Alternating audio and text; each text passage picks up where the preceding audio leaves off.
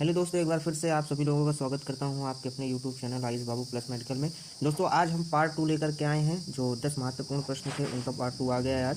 तो हम लोग आज इन प्रश्नों को फिर देखेंगे एक एक करके। अब पिछले वाले वीडियो में 100 से ज़्यादा लोगों ने क्लास को देख लिया है और अधिक से अधिक लोग देखने की कोशिश करें, और जो लोग देखें वो वीडियो को शेयर जरूर करें। ठीक है दोस्तों, देखिए पहला क्वेश्चन कह रहा है कि प्लेटलेट काउंटिंग के लिए प्रयुक्त नमूना कौन सा है। जो जब हम प्लेटलेट काउंटिंग करते हैं तो उसके लिए हम कौन सा नमूना लेते हैं। तो हमारा ऑप्शन ए कह रहा है, वो कह रहा है ग्लूकोज। फिर ऑप्शन बी कह रहा है कि सोडियम फ्लोराइड।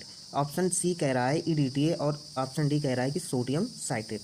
तो हमारा इसमें का जो सही ऑप्शन हो जाएगा वो ऑप्शन नंबर सी हो जाएगा। जो हमारा ईडीटीए होता है एंटीकोगुलेंट, उसमें हम क्या करते हैं, प्लेटलेट काउंटिंग के लिए ब्लड सैंपल लेते हैं। ठीक है दोस्तों, आइए बढ़ते हैं अगले प्रश्न की तरफ। अगला प्रश्न क्या कह रहा है। अगला प्रश्न कह रहा है कि पीसीवी की सामान्य सीमा जो मेल में होती है पुरुष में वो कितनी होती है। ठीक है,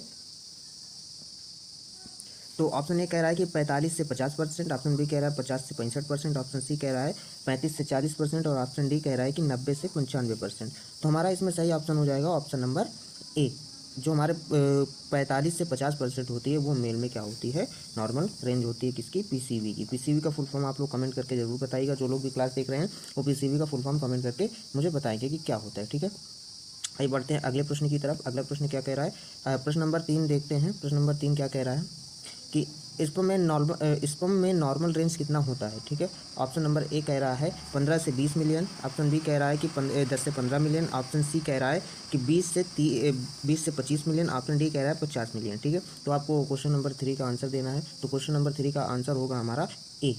जो हमारा ए होगा 15 से 20 मिलियन, ये हमारा क्या होगा, नॉर्मल रेंज होती है स्पर्म की। ठीक है, अब फिर बढ़ते हैं अगले प्रश्न की तरफ। अगला प्रश्न क्या कह रहा है, क्वेश्चन नंबर 4, मानव प्लाज्मा में जल की कितने प्रतिशत मात्रा होती है। अगला प्रश्न पूछ रहा है कि जो हमारा मानव में प्लाज्मा पाया जाता है, प्लाज्मा में कितने प्रतिशत जल होता है, कितने प्रतिशत जल होता है। तो ऑप्शन नंबर ए कह रहा है 80%, ऑप्शन नंबर बी कह रहा है कि 90 से 91%, ऑप्शन नंबर सी कह रहा है 85%, ऑप्शन नंबर डी कह रहा है 70%। तो इसमें का हमारा सही आंसर हो जाएगा आंसर नंबर बी।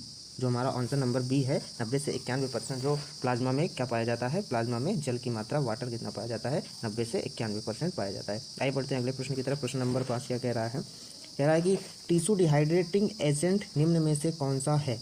ठीक है, आपको बताना है कि टिश्यू डिहाइड्रेटिंग एजेंट कौन सा है, टिश्यू को डिहाइड्रेट कौन से एजेंट से करते हैं। पहला जाइलिन है, दूसरा क्लोरोफॉर्म है, तीसरा अल्कोहल है, और चौथा कह रहा है कि इनमें से कोई नहीं।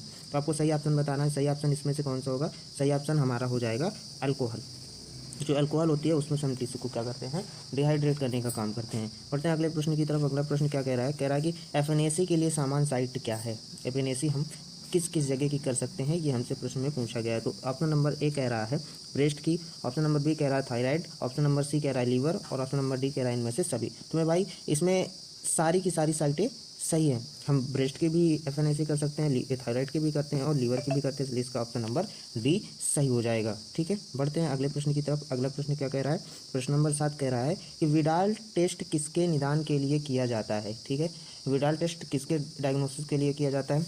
ए, ऑप्शन नंबर ए कह रहा है कि सिफिलिस, ऑप्शन नंबर बी कह रहा है एचआईवी, और ऑप्शन नंबर सी कह रहा है कि टाइफाइड फीवर, और ऑप्शन नंबर डी कह रहा है कि बैक्टीरिया। तो आप सभी लोगों को बताना है कि जो विडाल टेस्ट होता है वो हम किस लिए करते हैं। तो ऑप्शन नंबर सी हमारा सही हो जाएगा, टाइफाइड फीवर, जिसे हम एंट्रिक फीवर के नाम से भी जानते हैं। किसके नाम से, एंट्रिक फीवर के नाम से भी जानते हैं।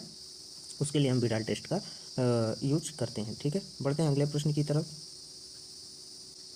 प्रश्न नंबर 8 कह रहा है कि पैप स्मेयर निम्न में से किसके लिए उपयोग किया जाता है। ठीक है, ऑप्शन नंबर ए कह रहा है कि एफएनएसी के लिए, और बी कह रहा है साइटोलॉजी के लिए, सी कह रहा है कि फीमेल जेनेटियल ट्रैक के लिए, और डी कह रहा है कि ऑल। तो इसमें से हमारा जो सही आंसर हो जाएगा वो हमारा हो जाएगा ऑप्शन नंबर सी। क्या हो जाएगा, option number C, female genital tract के लिए हम पैप स्मेयर का प्रयोग करते हैं। ठीक है, फिर प्रश्न नंबर 9 कह रहा है कि मलेरिया निम्न में से क्या है। ठीक है, मलेरिया निम्न में से क्या, ऑप्शन नंबर ए कह रहा है वायरस है, ऑप्शन नंबर बी कह रहा है बैक्टीरिया, ऑप्शन नंबर सी कह रहा है पैरासाइट, ऑप्शन नंबर डी कह रहा है कि एजेंट है। तो हमारा जो मलेरिया होता है वो पैरासाइट होता है। तो इसमें हमारा कौन सा आंसर सही हो जाएगा, आंसर नंबर सी।